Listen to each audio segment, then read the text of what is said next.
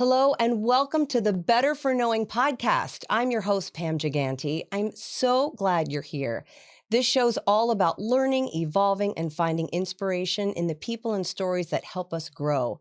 My hope is that every time you listen, you walk away feeling a little more informed, a little more inspired, and empowered. Today's guest is Dr. Flor Mayoral, a board-certified dermatologist who's been caring for patients here in South Florida for about 40 years now. She is an expert in her field, and I can't wait to talk to her today. Dr. Mayoral is also an internationally recognized researcher and lecturer, and she has such a wonderful way of making people feel comfortable and helps people to feel beautiful both inside and out. Today, she is sharing her expertise on our body's largest organ, our skin, and I am sure you are going to walk away better for knowing her today. Dr. Mayoral, thank you so much for being here. Thank you for inviting me. I'm honored. I'm very excited to have you as my first guest on the podcast. Can't believe it. This is awesome. We've known each other for a long, long time. Yes, we have. Thought you'd be the perfect guest. And Thank you. 40 years. Does I that know. blow your mind? It makes me feel old. No. And it makes me feel like, oh my God, can she really do it? She's been doing it for 40 years. I didn't want them to make a big deal out of it. Yeah. Because then do you really want to go to somebody that's been around doing something for 40 years? Not really. Well, no, I think because you're an expert, you know what you're doing, you know what you're talking about. You're a beautiful inside and out. Thank you. And you've created this wonderful legacy. Your daughters both work with you. Talk a little bit about your practice and this legacy that you've created. One day my daughter comes up to me and she says, Mom, I want to be a dermatologist. And I was in an office that had 5 exam rooms. And I looked around and I go, it's not going to happen here. And I started looking for a bigger space. Really? Yes, How old immediately. Was she at the time? Was it your oldest? Yes. Yeah. She had just started. She had just started doing her college. Figuring out what she wanted to be, and there were at least I was 6 years ahead of that. Yeah. But I couldn't wait. I had to start looking for a place, and I did. I found a place, and I was there 2 or 3 years before she ever finished. Wow. But I wanted to make sure that when she finished, that she would be in a place that was that was big enough, and that she would have room to grow. We would have room to grow. And at first, I couldn't really tell people what she wanted to be, because every time I would say anything, I would choke up and I would start crying, and I would say, "Oh, my daughter wants to be a dermatologist." I couldn't do it. Yeah. So for years, I couldn't say anything to anyone. That, whenever I mentioned the fact that she wanted to be a dermatologist, I would tear up. Because you were so proud of her? Yes. Yeah. I was so proud and I was so happy. And then she forced her sister to be a dermatologist. Really? Yes, she did. I didn't have to do a thing. Dr. Pompa wanted to be something else. She goes, "No, you're not doing that. You're going to be a dermatologist." And she would say, "No, but no, you're not doing That's that." hilarious. And so she forced her sister to be a dermatologist. And you know what? She's very happy. I was going to say, is she grateful that she made that decision to follow in her sister's and her mom's footsteps? Yeah, she loves it. Yeah. So 40 years, when you look back at all these years in the business, your practice, what is it that you see? What makes you the most proud? Well, the fact that my daughters did the same thing that I did, I think that to me, it's really my biggest accomplishment. Mm-hmm. Yeah. That's lovely. Yeah. Yeah. Oh, I know, it's hard. Why do you think it's so no, I just think, that because I was always happy with what I did. I was always happy. I would always come home happy. And I enjoy my work and I enjoy my patients. And you know what? I think we underestimate how important it is for people to feel good about themselves. I think that quality of life is overlooked in many places and in many fields of in medicine. And the truth is that quality of life is the most important thing. How you feel about yourself is more important than anything else that we can do for a patient. So sometimes when patients, for example, had acne, severe acne, and there was nothing that I could do for them, and Accutane came about, and then suddenly their life changed completely.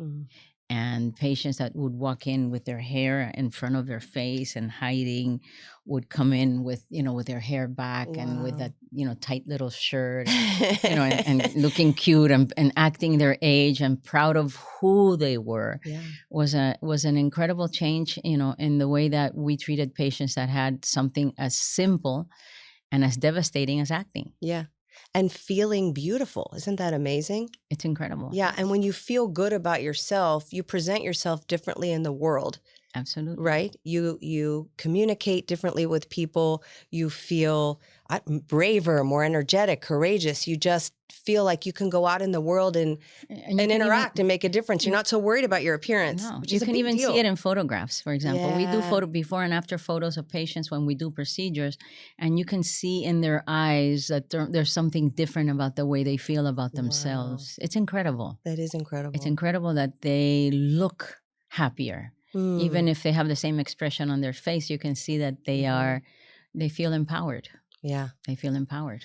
I want to talk about our skin health and also about the cosmetic procedures. When you went into dermatology, was there a reason that you chose that field? Did you want to do skin health primarily and the cosmetic part came later? Or 40 years ago, was the cosmetic part that big of a deal? No, it was not. Hadn't evolved like it has now, right? No, when I decided to become a dermatologist, I went to the University of Florida, and we didn't have a dermatology department. We had 2 volunteer faculty members that would come in and teach us about dermatology.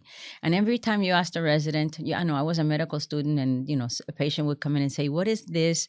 Of course, I didn't know, and I would ask the resident, "Listen, would you do me a favor? Would you look at this and tell this patient what it is?" And he would say, "Just tell her it's nothing." So I would have to turn around and say, "Hi, I'm sorry, but you have nothing." But it itches. It can't be nothing.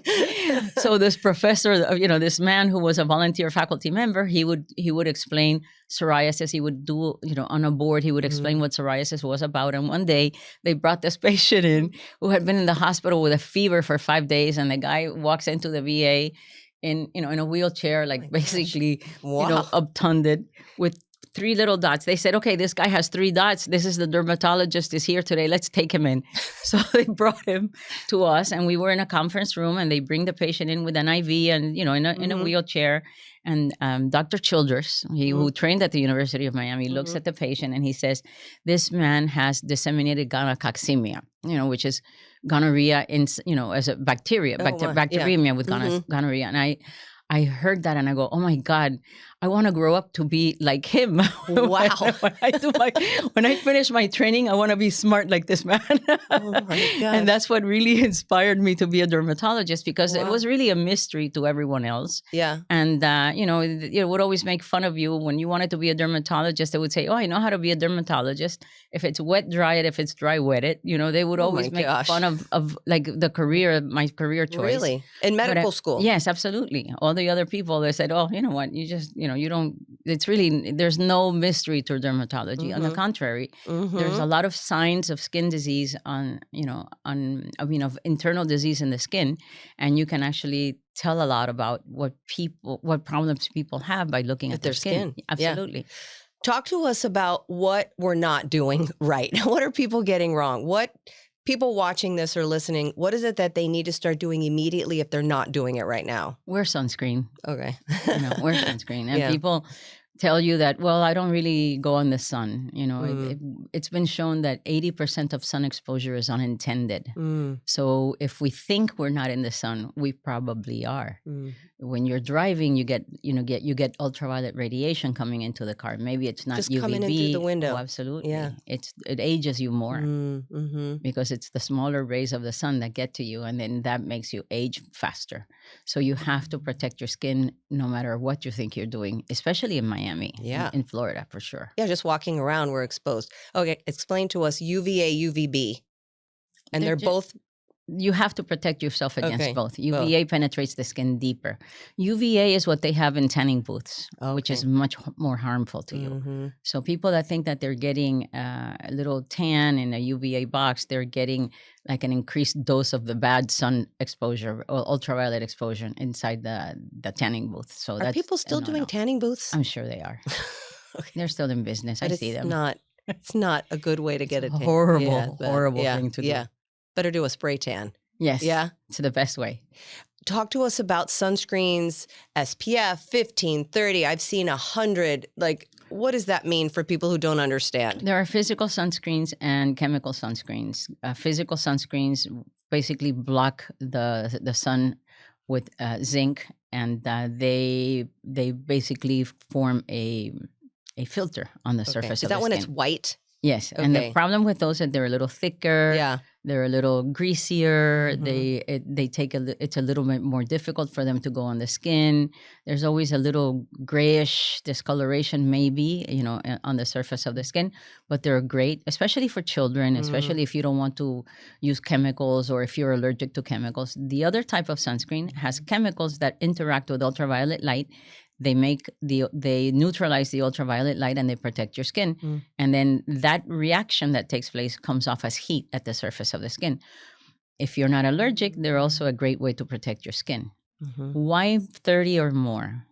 Because people have been shown not to use the sunscreen the way that they're supposed to be using the sunscreen. Okay. They use less sunscreen than they should, and they apply it less often than they should. Mm. So 30 at least gives you a 15 SPF protection, Mhm. and applying it every 2 hours is really the most important thing. During Okay. the day, if you're going to go out to lunch, then reapply your sunscreen.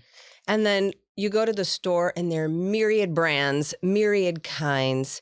What should people be looking for? And can you get an over-the-counter sunscreen and it's fine, or do we need to pay more money for the fancier brands? No, you do not. Okay. Plenty sunscreens are all effective if you get 30 SPF or more. Most of the ones that are over the counter are very effective. Okay. It's regulated, and they have to prove that they do what they say that they're going to do on the bottle. So definitely, you can be safe using a sunscreen that's over the counter. The most important thing is which one do you like, and which one will you use. So it doesn't matter if sunscreen is supposed to be great. If you hate the way it feels on your skin, if you don't like how it looks, then you're not going to use it. So pick one that you like and use it. That's the most important thing. And for women, do you tell your patients you should put it on underneath your makeup? That should be, or even like a tinted one you could almost wear as a daily foundation in a way, right? Absolutely, Yeah. yes. Okay. And people, think that sunscreen is almost, it is a substitute for moisturizer. If you think about it, it's just a moisturizer that has an ingredient that is beneficial for your skin. And moisturizer, are people not moisturizing the way they should either? I think people think of moisturizers as something that they have to use, but the sunscreen for some reason doesn't translate to something that is something that they have to use. So I think that if you sort of tell patients that, listen, moisturizers and sunscreens are the same thing. It's just that the sunscreen is better for you than just a moisturizer. Just a moisturizer. Right. Yeah. Let's talk about skin cancer risk then for a moment. And skin cancer is the highest rate of cancer. I was reading 1 in 5 people in the US will contract some sort of skin cancer. Absolutely. So can you walk us through what types of skin cancer? And I think a lot of people think melanoma, but there are lots of different types, correct? We don't even include basal cells. Okay. In the national statistics, then the statistics that are put out every year for cancer rates in the United States, they're not in there. Wow. Because there are so many that it would just skew the entire curve. So basal cells are not included in those statistics, and that's a very common skin cancer. People get basal cells all the time. Once you've had one, you're 8 times more likely to get a second one. Wow. So it's important for people that have had one skin cancer to continue to go to their dermatologist and continue to be watchful. They're usually like a little bump that's clear, that may have some little blood vessels at the surface. It might be pearly. It might be something that bleeds all the time. Like you wake up in the morning and there may be blood on your sheets. Oh, wow. Because there's something on your face that's always, kind of, little irritated, and those are the kinds of lesions you need to show your dermatologist. Yeah. And then the squamous cell is similar, but a little more aggressive and a little bit thicker. It looks more more like a wart kind of lesion on your face. And the melanomas are the pigmented ones. They're the ones that are much more dangerous, usually more dangerous if they're on the back or on the scalp, or perhaps on the nails or in the eye, or in your toes. So in those areas, they're a little more dangerous, more likely to spread.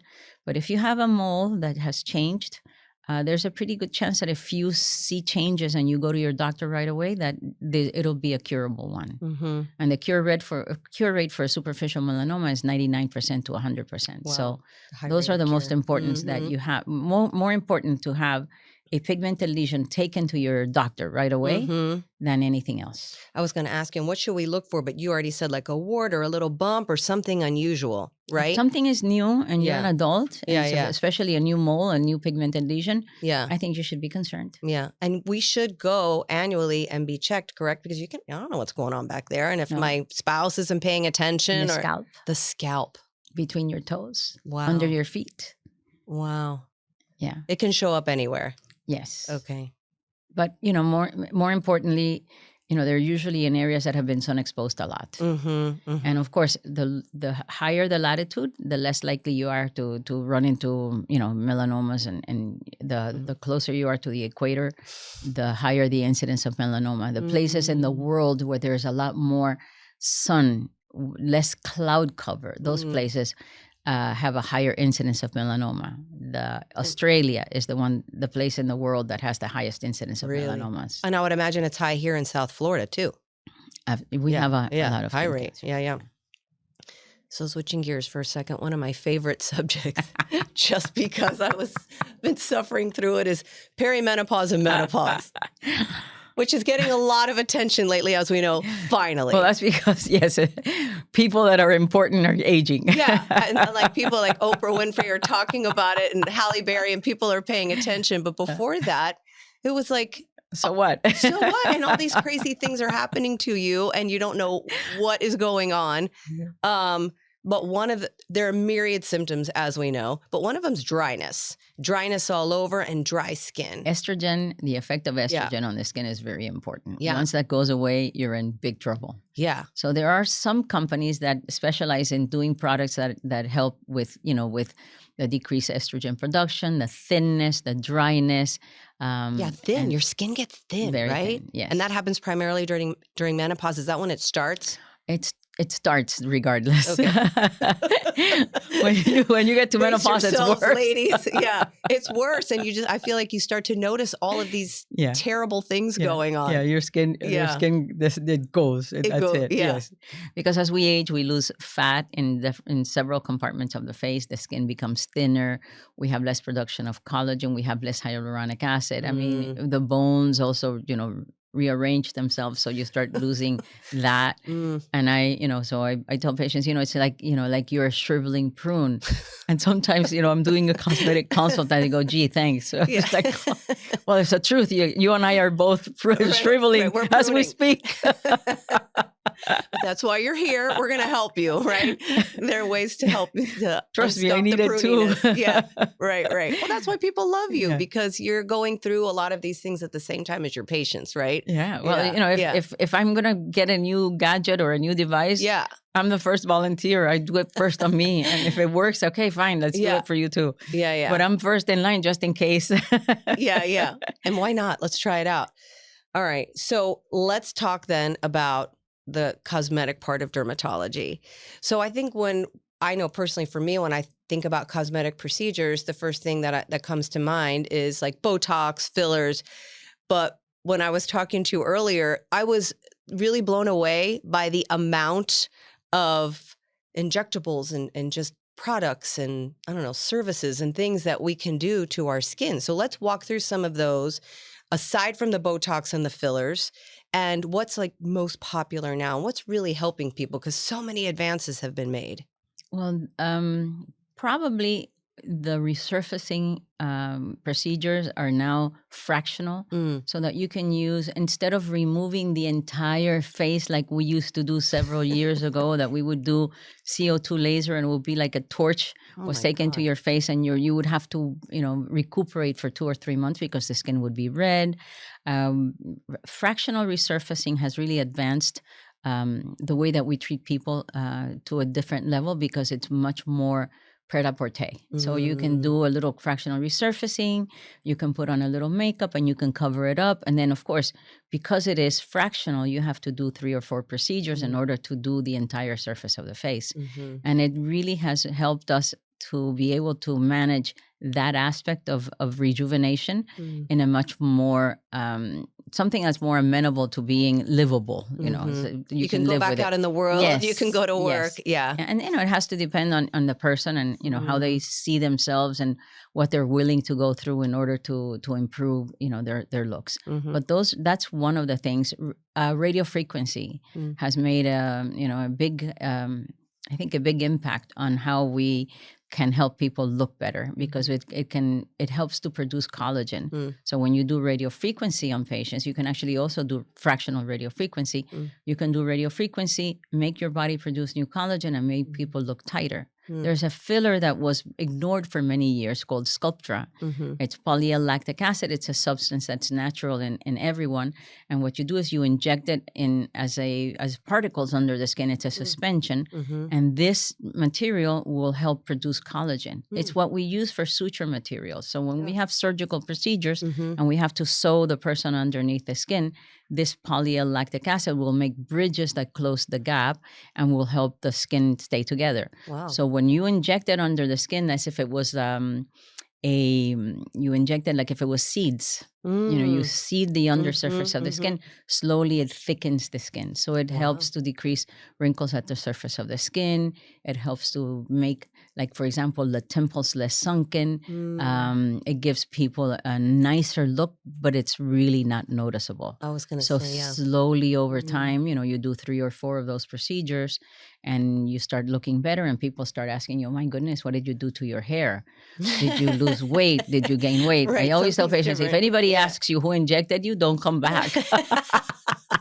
That's not a good sign. No, it's not good. That means I did something wrong. Yeah. But if they ask you if you gained weight, come back. Oh my gosh, that's hilarious. Yeah. No, and I imagine it's subtle, like you were saying, because you were telling me about a patient who, what was happening to her? She was getting sunken here in the temples. Her temples were getting very sunken, and she didn't like the way she looked. And she was a runner. She loved to run. And of course, that means that all your fat is gone. And she was aging. She was in her 40s, and suddenly her temples were very sunken, and she didn't like the way she looked. Yeah. So she didn't like having her photograph taken because she thought she was ugly. Oh. And we started working on her temples, and we started working on the back of her face where her fat was disappearing. Yeah. And, her whole attitude on life changed, and she was very happy with her results. Beautiful. Yeah. And a lot of people now are aware of collagen loss. And so there are a lot of things that you can add to, like a protein shake. You can add collagen to your drinks. Is that as helpful, or what does that do for us if we're consuming collagen, say, in a powder? I don't know where it goes. Maybe it's but it doesn't go to your parts bigger. It's not... You can't tell it, go here. Right. You make protein. You make protein, and the protein is sent wherever the body thinks you need it, but the body doesn't go and put it on your face. So we have to actually make sure that the specific area of the face will produce the collagen that we want. So we do radio frequency in that area, and we do, polyl-lactic acid injection. So the combination of those two things will help improve the quality of the skin in the area that we treat. So we direct ourselves to the area that we think is missing volume, that is missing collagen, that it's missing a little bit of structure. Then most of the time, if you think about it, if you fix the back of the face, if you think of the face as a deflating balloon, if you fill it from the back, the face will start to lift up from here and from down here. So most of the time, if you have a problem in the lower half of the face, if you inject towards the back of the face, it's almost lifts. what you do when you sit in front of the mirror and you pull your face back. Don't we all do that? We all, every day. Lifting things. Before I got here, I go, oh my God. If I this didn't look like this. Walk around like this all day. Can that help people instead of getting a facelift, instead of going under the knife? Is that, or it just depends? I think what we do puts off the facelift a little bit, and it actually gives the plastic surgeon a better looking face. And I see a lot of stuff about, if you do Sculptra, then you can't get a facelift. Whoever writes that, whatever plastic surgeon talks about that, don't go to that guy. Okay. He doesn't know what he's doing, because this is something that we do to the surface of the skin. A facelift is something below that. It's something that has nothing to do with what a dermatologist does to improve the quality of your skin. Right. I always tell patients, whatever I do Yeah. will give your plastic surgeon a better tool to work with. Well, that's nice. So, just do whatever you think you need to do while Yeah. you're waiting to get your plastic surgery. Let's talk about age. At what age do you see most women coming in for these types of procedures? And is there an age where you're too young? Because I know 20-year-olds who are going in too for cosmetic Well, procedures. Is that too young? If a 20-year-old has a line here that they hate because they're always frowning, you can do a little Botox or Dysport or one of the neuromodulators and make that relax. And then the line will not become so deep and so embedded. So if someone has a tendency to frown all the time, then they should start treating that particular problem whenever they see it. And it actually helps to prevent deeper lines from forming. So I don't hold it against people when they're young and they try, they're trying to look better. It's also, remember, people are on their phones all the time taking photographs of themselves, and they're on Zoom calls. And a lot of people that are not really vain, they go, I can't handle these Zoom calls anymore. Especially during COVID when everybody was communicating via Zoom, right? Yeah, I can't handle it. I have to do something. And I've taught people little tricks on how to light themselves. So sometimes it's all about lighting. Yeah. And sometimes if you're in the wrong light, then you're in trouble. But the truth is that if you start seeing things that you don't like, we can always improve it by doing fillers or tightening or a little bit of, neuromodulator to make you look softer and fresher. And, you do that every so many months. If you do the neuromodulators, which are the Botox and Dysport, you do that every 3 to 4 months.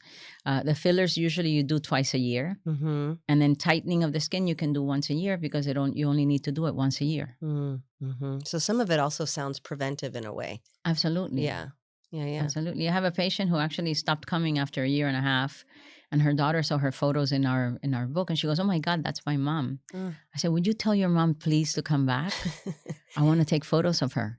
So I have photos of her the day she walked in the door, and 10 years later. She looks younger 10 years later. Wow. Without doing anything else. After doing stuff for about a year and a half, I guess she got tired. She goes, "Oh, I quit." Yeah. 10 years later, you looked younger than the day she walked in the door. Wow. And we have several examples of people that 5 years later, they look younger than the day they started. Isn't that something? It's crazy. Well, and there's also a price point too. I mean, these procedures are not covered by insurance.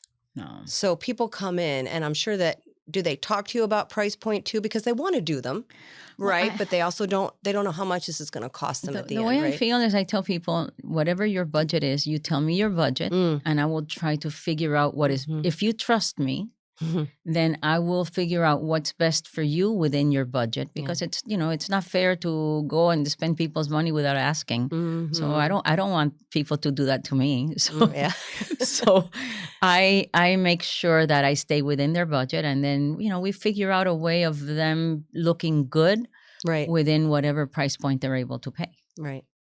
And I think too, once people start doing it, if they feel better about themselves, they're going to find a way to continue to keep doing it. Yeah, hide money under the mattress and bring it in. Act as though you spent more at the grocery store. Yeah. Well, I think it's just prioritizing. And I think something else you and I talked about is, I remember when Botox first came out, which is, there's such a unique story too, because it was originally to help people with an eye problem, correct? Yes. And then they started to realize that the patients where the wrinkles were disappearing. Yes. It was almost like people would whisper and go, I think she had Botox. But now it's become a lot more mainstream and acceptable. Yeah, people come and ask for things by name. Yeah. Like I want this filler, and I go, well, that's not really the best one for you. Why don't we try this one? Yeah. Can I have this and that and that? People come with a menu. They're very informed, and it's it's really incredible how they know exactly what they want. And then people watching this who maybe haven't had a procedure before but are interested and want to get maybe a consultation or maybe try something, who should they trust to perform these procedures? Because there are a lot of clinics and med spas, and some of them I'm sure are great, but like, what should people be looking for in a practitioner? I'm biased, but a board certified dermatologist is your best bet. Plastic surgeons are good at doing fillers. They don't have the expertise with the lasers and the devices that we use all the time. They don't have they don't have the time. They're Mm. doing other stuff. Mm-hmm. So for you to be able to get a better, well-rounded advice on what you should be doing, you should go to a dermatologist who has lots of gadgets and they have experience using them, Yeah. and also uses fillers and neurotoxins. And it would not be your family practitioner who decided to dabble in cosmetics. Mm. It would not be your dentist who now wants to do Botox. So Right. it's not really the best place to get to trust your face. Yeah. It's very important to look good, and it's important not to make a mistake when it comes to your face. Yeah. Do some research. Yeah, I think so. Yeah. And by the way, something could always go wrong. There are lots of blood vessels under the skin. They don't always read the books that we read, and sometimes they can be in the wrong place. But I think your best bet would be to go to someone who has experience and who is trusted by many other people, by your friends. So as we wrap up our conversation today, a few things. What has given you the most joy in your practice? Being able to see people smile that have a problem that they think couldn't be fixed. Sometimes the smallest things can make the biggest difference. And I think that's always my favorite moment, when someone has a strange movement of their face because they had Bell's palsy, and I can try and tweak that with a little, Dysport or Botox here and there. And those people sometimes think that there's no hope for them. I like that the best. When I can talk a tennis player into using sunscreen, that to me is like the best thing. Oh my gosh, imagine. Best thing that ever happened to me was to talk these people into playing. What can you play at night? Yeah. Can you do it earlier in the day, or the runners? Right. I mean, when I talk someone into actually doing the right kind of thing, and when I see my daughters walking around in the hallways. Oh, I bet. That's so lovely. Thank you so much. Thank I you. loved our conversation. Thank you. Yeah, I'm so happy to be here. I'm so honored to be your first guest. Thank you. Well, thank you. Thank you for your time. And I think everybody listening and watching is better for knowing Dr. Flor Mayoral. So thank you so Thank you, much. Pam. Thank you so much. Great. Thank you so much for being here. I hope you enjoyed our conversation today. If you'd like more information about Dr. Mayoral and her practice, we're going to put that information in the show notes for you. Also, follow and subscribe so you don't miss an episode. And if there's someone you think we would be better for knowing, please let us know and we'll see if we can get them on the show. In the meantime, go out into the world and be the light. We'll see you soon.